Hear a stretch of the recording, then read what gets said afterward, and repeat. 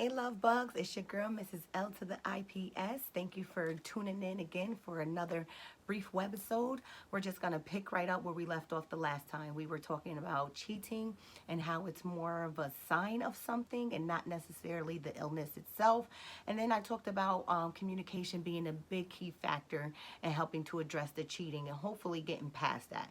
So then I had several people write to me and say, well, Mrs. Lips, can we talk more about these cures? Some folks said, I want to hear about the disease. Another person mentioned, well, really talk to us about how do we go about communicating a topic that's so sensitive, so hurtful, something that could really destroy not only the person being cheated on self-esteem, but also the relationship in and of itself. So those were all really great feedback, and I just wanted to, offer my sentiments in regards to how I see it. And this first part of the reflection is going to address the communication piece of it. Let's face it, we've all, maybe not all of us, but a lot of us have been there where we've been with a lover and we have had our feelings hurt. They stepped outside of the relationship. Back in the day, cheating might have just been, sexual encounter between your partner and another party.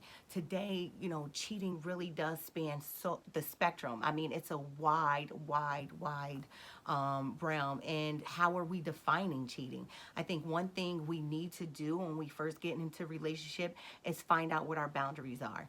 Is cheating merely accepting a friendship request from an ex-lover? Is that considered cheating? Is cheating being on a dating site and not canceling the dating site after you've been in a relationship with someone for a while now? Is cheating sexting or flirting? What are you creating the hard line to consider cheating for? You have to establish that boundary, and then and only then will you really know when your partner has crossed the lines that you guys have set together, because you've talked about them, right? That's something you guys did together as first part of the relationship. Now, moving on, once you're in this relationship and those boundaries have been crossed because you guys have talked about them, you can be like, see, boo, no, we talked about this. You crossed that boundary. That's cheating to me. Besides feeling hurt, what else can you do? I want you to breathe and take a step back, because pain is a part of the process. Never, never, never, never, never, ever apologize for how you feel. Everybody is entitled to feel the way they are going to feel. It's how we react that can become problematic, right? So let's talk about it. Communication is definitely a way to convey our issues, to convey our pain, to convey our feelings. And it's also about interpretation from the other party. So it's not just talking, it's about listening. So let's tackle this one piece at a time. The very, very first thing is to change the attitude, okay? Everybody know when we go through our man's phone or we get access to his social media or her social media account, I'm catching myself, and we learn that that person has been unfaithful to us in the ways that we have already established we didn't like. The first thing is to be like this. We all know that person, right? How could you? How could you do this to me? You fucking hurt me. Why would you do this? I loved you. I was there for you. Everybody react that way, right? It's natural. I'm not saying don't react that way. Do that shit. Get it out. Get it out. Express yourself. Just do it before you actually have the conversation. So instead of doing all that, when you want to confront your partner, get that out your system, make a phone call or two, talk it through, have a glass of wine, take a walk, take a chill, whatever you got to do to relax yourself, right?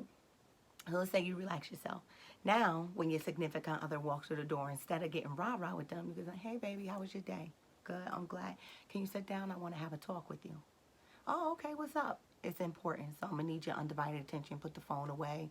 Do whatever you need to do. This is about me and you. Close the door. Now they mind is fucked up because they like, ooh, I never really seen this side of the person. I could tell it's serious, but they're way too calm for it to be that serious, so what could be going on, right? So then they sit, they're like, what's up, babe? Talk to me, what's good? And then you hit them with it. And it's like, oh. And they'd be like, it's okay. I get it. Things happen. Players mess up. We said that before, right? Now, granted, I'm speaking that this could be the first time, maybe even the second time, maybe even the third time. I think the intensity changes depending on how many times you've been through this, but the purpose should never change, right? The purpose is to understand what is going on with your partner. So you want to change your attitude. Then you want to allow them the opportunity to defend themselves, for lack of a better word. Sit still, be quiet, and listen. Try not to allow your mind to wander to the person, to the place, to the experience. Try not to do that. Soak in what it is that they're telling you. Then the next best thing you could do is to repeat what they told you. Because part of communicating is not just talking, it's not just listening, it's also comprehension, right? You want to be able to make sure you're understanding what they're saying to you. So be reflective. Say their words back to them in a way that you understand, to make sure that when you're saying it to them, that's exactly how they intended it to be. All right. So comprehension and conveying the message is very, very, very, very important. Another thing you want to do, you want to be real about your feelings. You know what I'm saying?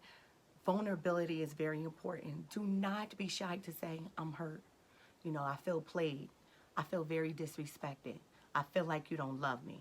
Now, granted, love has nothing to do with cheating. We can get love when we can't get sleep. We get love from a lot of people. People can love you and still hurt you. So take love out of the equation there, okay? But be real about how this experience has made you feel.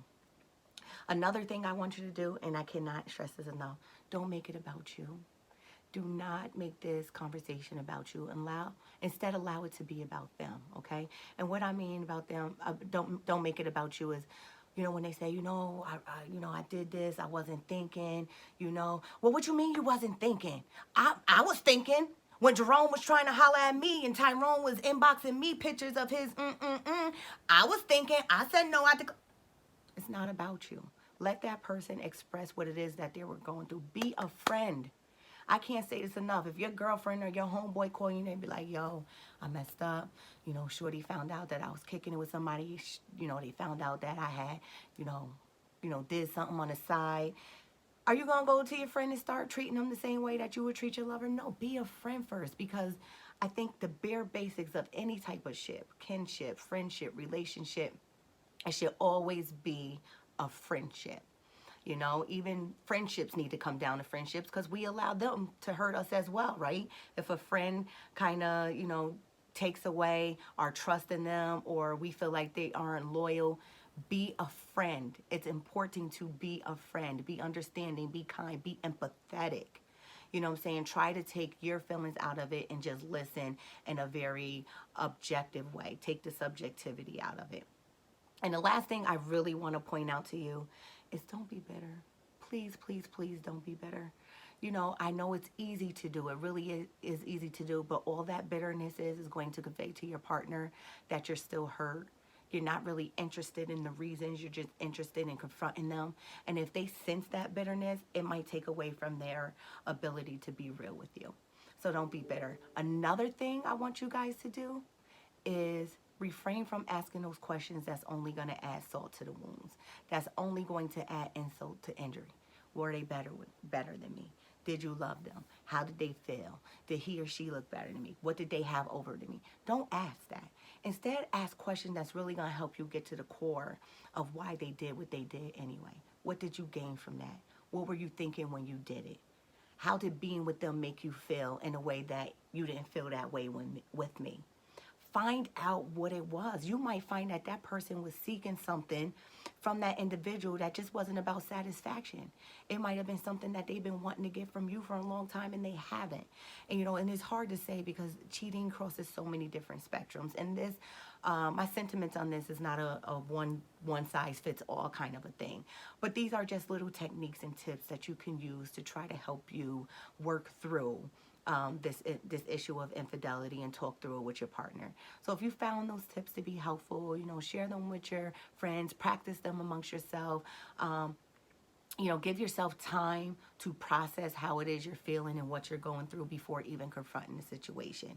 So that's what I got to say about that. I really hope you guys found it useful. Take what you believe in, discard what you don't. This is not a one size fits all. Like I said, this is just my sentiments on how I would recommend we go about addressing something as personal and as intimate of a topic as cheating. So if you enjoyed, thank you so much. I hope you tune in again. If not, tune in again because I might say something that you actually enjoy. But nonetheless, I really appreciate you listening. Peace, God bless, and love.